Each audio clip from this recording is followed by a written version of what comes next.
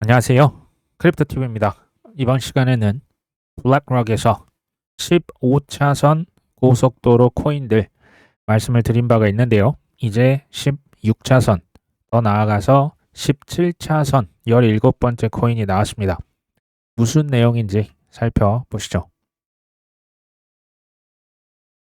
스태그플레이션이 온다. 트럼프에 떠는 전 세계. 이런 그 자극적인 헤드라인 기사가 떴는데요. 스태그플레이션은 잘 아시다시피 경기가 안 좋아지는데 물가가 보통 이러면 떨어져 줘야 되거든요. 근데 경기는 안 좋은데 물가는 여전히 높다. 그러니까 전 세계가 신음을 하고 있는 거죠. 어떻게 보면 지난 2년간 소위 말하는 QT, 그러니까 지금 강달러가 돼버렸잖아요. 미국의 유동성이 점점점 줄어들고 금리는 높여버리니까 전 세계 달러 부채를 갖고 있는 해외 기업들, 그러니까 미국을 제외한 국가들이 굉장히 어려움을 겪는 것은 실은 당연한 겁니다.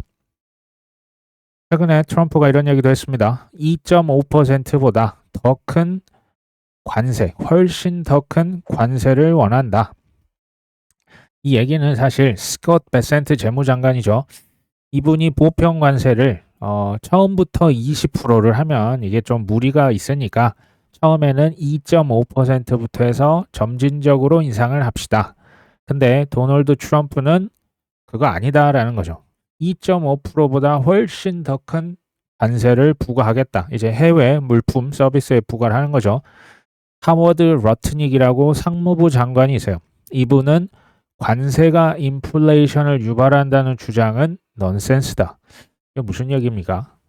해명이 실은 조금 다른 얘기예요. 그러니까 스콧 베센트와 도널드 트럼프 하워드, 그러니까 도널드 트럼프와 하워드는 비슷한 얘기고요. 좀 서로 다른 얘기를 어쨌든 하고 있습니다. 누군가 지금 의도적으로 말을 이상하게 하고 있는 거예요. 핵심은 뭐냐면요.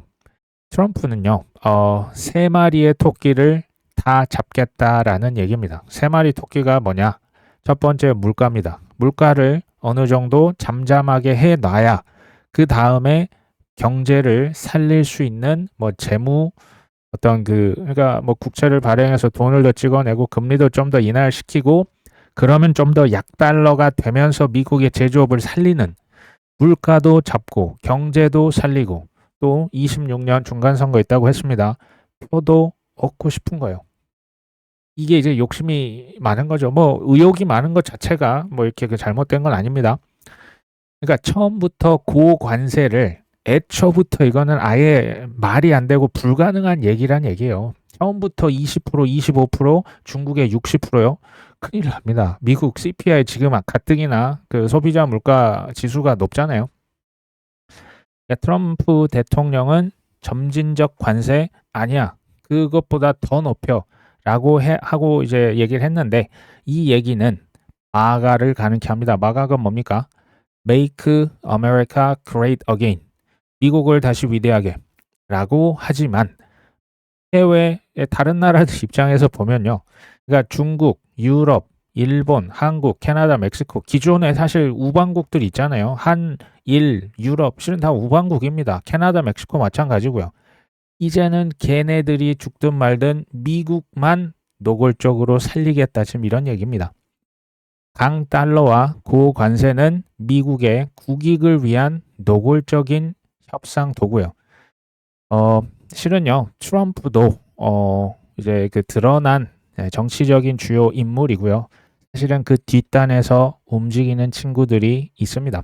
자, 어찌됐건 한국과 일본은 우리를 이용해 먹었다. 조금 더 노골적인 표현이 나옵니다. 이제 러트닉 상무부 장관 지명자는 동맹들이 미국을 벗겨먹고 있답니다. 이건 트럼프 대통령의 인식과 동일하고요.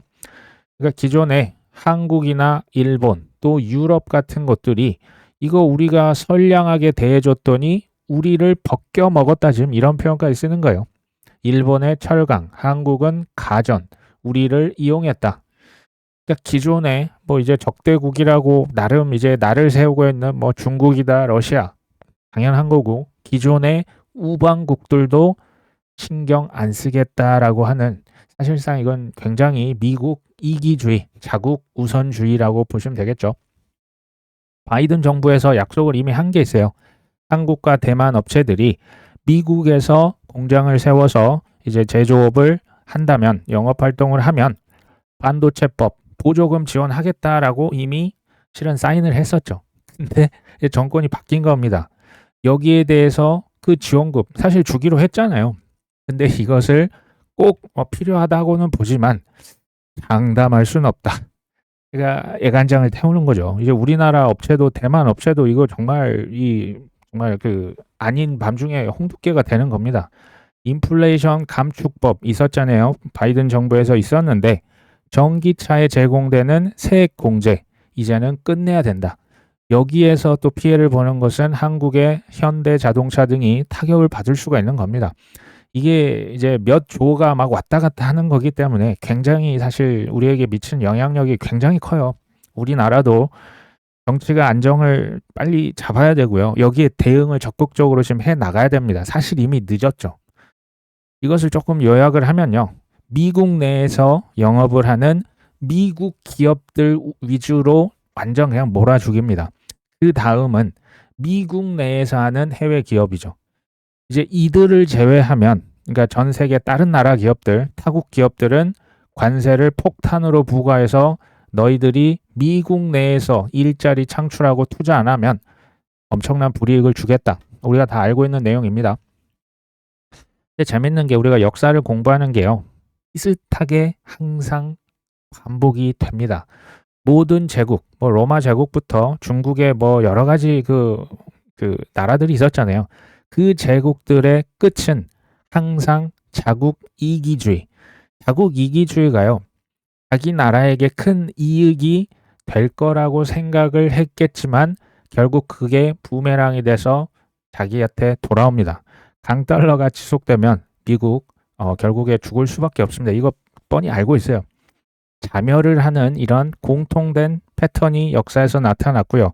그 와중에 항상 그 강대국의 화폐는 약화됐던 그 역사의 기록이 있습니다. 지금 달러 무제한 찍어서 달러가 예전 같지 않죠. 크립토TV의 목표도요. 저희들이 지금 이제 2년이 좀 넘어가는데 공부해서 남주자였습니다. 돈 벌어서도 남주자. 이게 꼭 이제 공부랑 돈이라고 제가 표현을 했지만 사람마다 탤런트가 다릅니다. 돈 버는 것도 은사입니다. 이게요. 그러니까 이제 누구한테 받은 거예요. 그러면 그걸로 나를 일단 잘 먹고 살려야죠. 우리 가족들 잘 먹고 살리고 그 외에 남은 게 있으면 남들에게 아낌없이 베풀 때 저는 이 조직이, 이 개인이, 이 나라가 오래 갈 수 있다라고 생각합니다. 조금 다른 얘기였고요. 자, 스탠다드 차터드에서는 체코의 중앙은행이 비트코인 투자를 승인한다면 비트코인 6만 9천 개까지 살 수 있을 것 같아 라고 지금 이렇게 연구 분석한 결과를 얘기를 한 거죠. 체코 중앙은행 이사회는 이것을 이미 좀 승인을 했고요. 스위스 중앙은행도 이런 얘기가 나오고 있다고 합니다. 스위스는 이제 준비금이 체코에 비해서 6배가 더 크다. 사실상 비트코인에 우리가 투자를 하고 있잖아요. 근데 비트코인 투자는 저는 전 세계가 그들의 국가, 기관, 또 개인들의 욕망에 의해서 망가질 것이다 라는 것에 배팅하는 겁니다. 무제한으로 돈을 찍는 거죠. 만약에 정부에서 돈 찍기의 유혹을 이겨낼 수 있고 기업들이, 개인들이 탐욕에 막 대출을 받아서 이제 그 신용카드 긁지 않고 있는 돈으로만 산다? 이렇게 되면 쉽게 말하면 인간이 탐욕을 절제할 수 있다면 비트코인에 전 미래가 없다라고 봅니다. 근데 코인 투자가요. 월가의 탐욕에 베팅하는 것이다 말씀을 드린 바가 있죠. 월가만 그렇습니까? 인간의 탐욕은 끝이 없다. 그것에 베팅하는 것이 저는 코인 투자다. 그래서 이길 수 있는 확률이 높다라고 보고 있습니다. 작년 4분기 스테이블 코인 발행량이 미국 전체 통화량의 1%를 차지했다. 지금은 이게 1920억 달러, 우리 돈 한 280조, 270조 원 정도 되는 큰 돈이죠. 근데 여기서 재밌는 얘기를 합니다. 미국 통화량의 10%에 도달하는데 그리 오래 걸리지 않을 것이다. 누군가 돈을 계속 찍는다는 얘기예요. 정부는 돈 찍기의 유혹을 참기가 너무 힘듭니다. 왜 그런지 아십니까? 인구는 갈수록 줄죠. 그리고 경제 성장력, 이제 뭔가 이제 정책을 펼쳐서 완전 그냥 그 밑에서부터 하자니 너무 오래 걸려요. 바로바로 돈을 찍어서 내 선거 기간, 그러니까 내 재임 기간, 대통령이건 정치인이건 국회의원이건 바로바로 성과를 내줄 수 있는 이 유혹, 쉽지 않은 거죠. 과거로 말씀을 드려볼까요? 예전에 금화, 은화 많이 있었지 않습니까? 여기에 구리도 섞고요. 이상한 금속들 막 섞으면서 통화를 항상 무제한 발행해서, 뭐 로마 제국 때도 마찬가지로 그 이제 그 어떤 제국이 마지막 순간에 이런 현상이 있었죠. 현재는 아직도 뭐 종이돈을 찍고 있습니다. 미래는 어떻게 될까요? 디지털 달러, 디지털 유로, 디지털 위안화 계속 찍는 거예요. 인간의 탐욕이 어디 가겠습니까? 스테이블 코인이고 그게 CBDC입니다. 이것을 찍으면 찍을수록 비트코인의 가치, 뭐 수량이 제한이 있는데 올라갈 수밖에 없는 거예요. 이게 상대적인 겁니다. 그러면 이제 알트코인은 그러면 뭐 좀 투자 가치가 좀 애매한 거 아니냐? 이게 이제 그 다른 거예요. 그러니까 그 셀링 포인트가 아예 다른 거예요. 알트코인 뭐 레이어 1, 레이어 2, 레이어 0라고 하죠.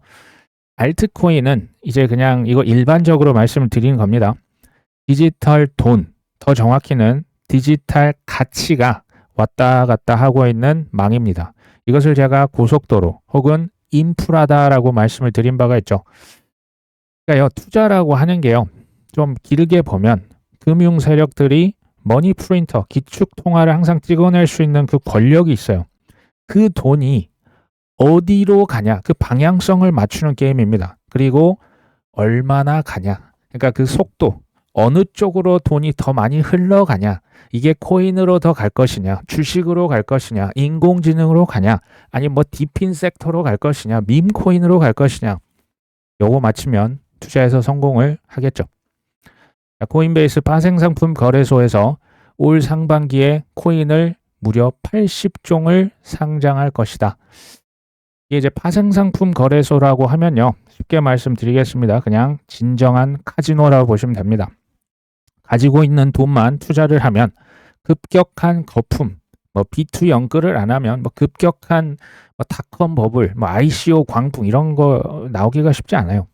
어찌됐건 뭐 적게는 10배에서 많게는 100배 B2가 가능한 게 레버리지, 뭐 마진 거래입니다. 이 여기 보시면 마진 거래를 위한 담보 옵션도 확대할 방침이다. 제가 쉽게 말씀드리겠습니다. 80여 종의 빠칭코 최신 장비를 구비했습니다. 어서 놀러 오십시오. 여기 보시면 담보 옵션을 확대한다는 얘기는 집문서, 반문서, 빌딩 문서 다 가져오십시오. 월급 통장 가져오십시오. 다 담보로 맡겨놓고 크게 한번 당겨보시죠. 지금 이런 얘기고요. 마켓 메이커가 유동성 풀을 확대해서 시장 유동성을 늘릴 수 있도록 지원할 계획, 굉장히 멋있게 들립니다. 쉽게 말씀드립니다. 걱정 말고 무제한으로 돈을 배팅하십시오. 왜? 우리 돈 많아요.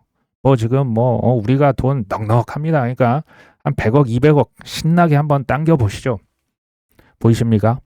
월가는요, 우리의 탐욕을 수용하는 거예요. 이 탐욕을 절제 못하고 무너지는 것은 나의 손가락, 나의 결정입니다. 이것을 우리가 항상 주의해야 합니다. 분석에서 올 상반기 기관들 개인 자금의 유입세가 가속화될 것이다.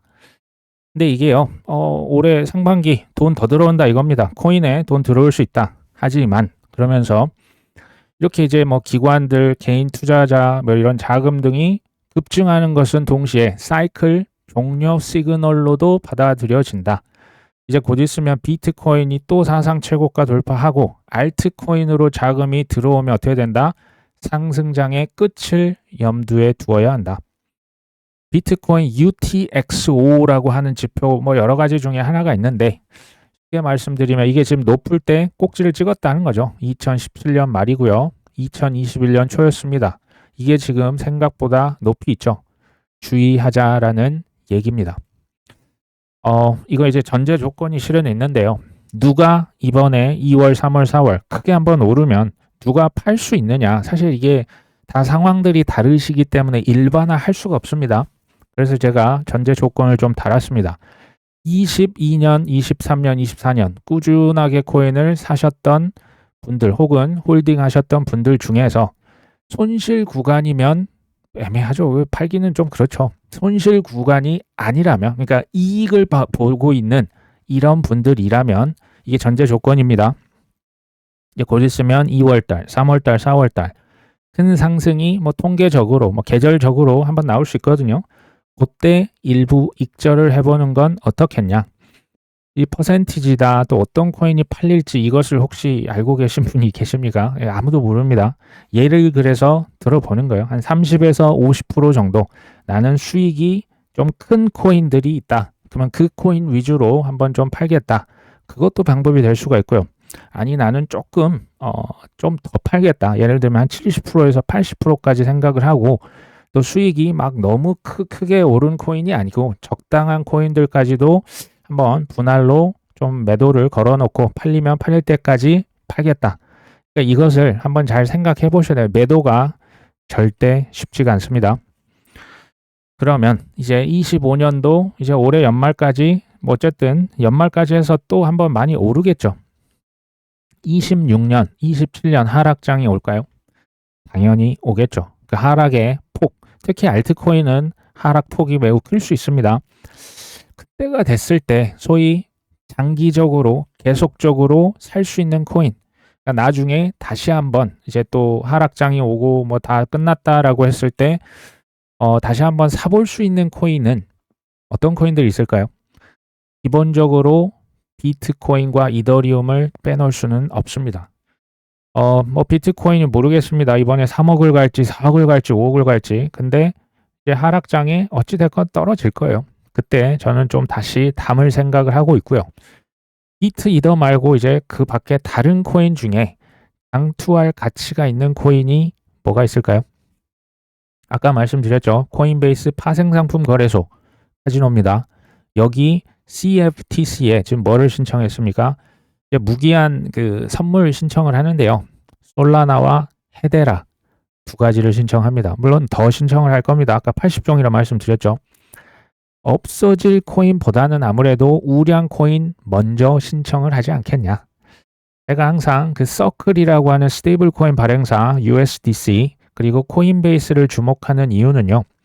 그 배후에 누가 있으니까 블랙락이 22년도에 뭐 어마어마하게 투자했잖아요. 그래서 주목을 합니다. 알트코인 현물 ETF 뭐 이제 조금 이제 짜잘짜잘한 조그만한 기업들이 뭐 리플도 신청하고 솔라나도 하고 도지코인도 하고 하죠. 누가 제일 중요하다? 블랙락이 신청하는 순간 바로 불기둥 솟습니다. 블랙락의 별명이 섀도우 스테이트, 그러니까 섀도우 그림자입니다. 그림자 정부라고 하는 별명이 있어요. 눈에 잘 안 보이지만 제일 중요한 글로벌 어젠다를 결정하는 권한이 뭐 돈으로 전 세계를 다 쥐락펴락하는 겁니다.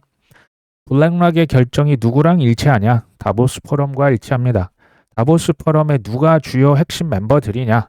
IMF, BIS, 세계은행, ECB는 유럽 중앙은행 등등등 이 친구들이 전 세계 어젠다를 다 짭니다. 제가 1년 전부터 이 말씀을 드렸네요. 세계경제포럼과 제휴한 코인 3개는 세계경제포럼에서 선택한 7개 알트코인은 요 이제 그 보시면 다 나오지만 제가 여기에서 결론만 또 말씀드립니다. 이때 말씀드렸던 7개 코인이요. 알고랜드, 리플, 스텔라, 헤데라, 체인링크, 폴카닷, 이더리움이었습니다. 여기에 제가 한 2개 정도는 더해봤습니다. 도지코인, 뭐 도지를 제가 왜 선택한지는 아시겠죠? 시바이누, 세계경제포럼에서 메타버스 세상을 구축하는데 너희들 좀 일로 한번 와볼래? 하고 초청장을 날렸는데 뭐 이제 서로 소문을 뭐 부인하고 해프닝이 있었습니다. 어찌됐건 이 코인들을 사면 다 큰 부자가 될 수 있을까요? 정답은 아니요입니다. 그럼 종목이 이게 무슨 의미가 있냐? 아무리 좋은 코인이라고 하는데요. 꼭지에 샀다? 심지어 비투를 했다? 당연히 저 세상 갈 겁니다. 아마도 큰 손실을 보시겠죠. 종목보다 훨씬 저는 100배 이상 더 중요한 게 뭐다? 타이밍이라고 계속 강조를 드립니다. 블랙락의 15차선 고속도로 USDC 스테이블 코인 이게 이제 올라가 있는 지원하는 블록체인 원래는 15차선이었습니다. 이게 16차선 됐다가 이제 17차선으로 됐어요. 확장하고 있죠. 훨씬 더 많이 늘어날 겁니다. 이게 지금 ABC 순이어서 지금 알고랜드가 먼저 나온 겁니다. 알고랜드 옆에 보니까 앱토스가 추가됐네요. 앱토스, 아비트럼, 아발란체, 베이스, 셀로, 이더리움, 헤데라, 니어 프로토콜, 노블은 코스모스 쪽입니다. 옵티미즘, 폴카닷, 폴리곤, 솔라나, 스텔라, 스위, ZK-Sync까지 17개죠. 한번 상상을 해보십시오. 제가 왜 고속도로가 지금 20차선이 아니고 뭐 100차선, 200차선도 될 수 있어요. 왜 그렇게 될 것이냐. 전 세계의 모든 가치를 토큰화한다면서요. 토큰화가 와닿지 않으십니까? 전 세계 모든 가치 있는 것들을 코인으로 한다니까요. 코인으로 만들어서 사고 팔고 수수료 가져가고 환전도 하고 송금도 하고 결제도 하고 이게 RWA입니다. 얼마나 많은 얼마나 넓은 고속도로들이 필요하겠습니까? 전 세계 모든 것을 코인으로 바꾼답니다. 그 코인들이 뭐합니까? 왔다 갔다 하겠죠. 실은 이 코인들도 지들끼리 아주 치열한 경쟁을 벌일 수밖에 없습니다. 제가 이 코인들을 다 말씀을 드렸지만 채택을 받았다고 무조건 대박이 날까요? 아니요가 될 수 있습니다. 고가에 매수하면 이들 코인 어떻게 될까요? 마이너스 90% 겪을 수가 있습니다. 저가에 패닉셀 했다? 뭐 그건 이제 기회가 사라지는 겁니다. 이렇게 되면 얼마든지 망한다라는 얘기를 제가 지금 드리고 있는 거죠. 생존 확률을 높일 수 있는 코인 투자. 뭐 쉽게 소위 끝까지 좀 좋은 성과를 거두려면 어떻게 해야 되냐. 첫 번째, 죽을 것처럼 파고 또 팝니다. 솔직히 1번도 쉽지 않습니다. 이게 어느 정도로 파냐. 이제 뭐 가끔 여쭤보시잖아요. 구글 그 검색창에 뭐 어떤 코인이 궁금하다. 니어 프로토콜이 궁금하다. 니어 프로토콜 영어로 치시고요. 나오는 모든 문서, 모든 유튜브, 모든 웹사이트를 다 찾아가서 검색하십시오. 않으세요. 쉽지가 않습니다. 질문이 나오시면 안 될 때까지. 이게 1번이요. 이게 되셨다. 그 다음 두 번째, 덥석 사기보다는 모두가 죽었다, 끝났다, 이제 알트는 뭐 또 미래가 없다, 어쩌고 저쩌고 나올 때 있어요. 지금도 뭐 그러신 분들 꽤 있는 것 같아요. 그럴 때까지 기다리셔야 되겠죠. 아무리 좋은 것도 비싸게 사면 소용이 없습니다. 헐값에 사셔야 된다는 얘기입니다. 저는 지난 22년, 23년, 24년이 1번, 2번이었다고 봐요. 현재는 저는 뭐 3번 단계 정도라고 봅니다. 2번 사이클 얘기하는 겁니다. 드물게 폭락 기회, 뭐 폭락이 너무나 좋은 기회인데 폭락이 아니라 좀 오랜 조정 기간 이런 건 너무나 실은 아름다운 기회죠. 바이 더 딥 할 수 있으면 하시고요. 돈이 없으면 할 수 없는 거죠. 그것보다도 어떻게 보면 더 중요한 게 패닉셀 하면 안 됩니다. 패닉셀 할 때 손가락을 칵 깨무십시오. 그렇게 해서라도 패닉셀은 사실상 기회 자체를 날려버릴 수 있는 최악의 행동입니다. 네 번째, 1번에서 3번까지 만약에 이걸 다 실행하셨다? 4번은 굉장히 쉽죠. 사실요, 1번이 안 되면 2번이 안 되고요. 2번이 안 되면 3번도 안 돼요. 3번이 안 되는데 4번이 될까요? 쉽지 않은 겁니다. 1번, 2번, 3번 숙제를 다 완료를 했다? 마지막은 큰 욕심 없이 적당히 팔고 떠나십시오. 그리고 나중에 다시 들어오시면 됩니다. 제가 이렇게 말씀을 드리면 그러면 이번 사이클은 이미 늦었네. 이번 사이클은 모르겠어요. 뭐 알트코인은 아직 뭐 오른 게 사실 거의 없잖아요. 근데 저는요, 배우는데 한 10년 정도 걸린 것 같아요. 지금 이제 뭐 얼마 안 돼서 난 이미 늦었다. 저는 지금부터 10년, 그러니까 우리 구독자분들도 그러시고 특히 뭐 자녀 세대들이 있다. 지금부터 10년은요, 환상적인 기회가 있습니다. 어떻게 이게 지금 늦었다라고 할 수가 있는지 저는 솔직히 이해가 안 돼요. 비트코인, 이더리움, 지금의 가격은 추억이 될 겁니다. 우리 구독자분들 지금부터라도 늦지 않으세요. 공부하시고요. 다음 사이클 뭐 시간 금방 가잖아요. 또 나중에 엄청 폭락하면 그때 준비된 자는 위기가 어마어마한 기회로 바뀌는 놀라운 그 기회를 잡으실 거고요.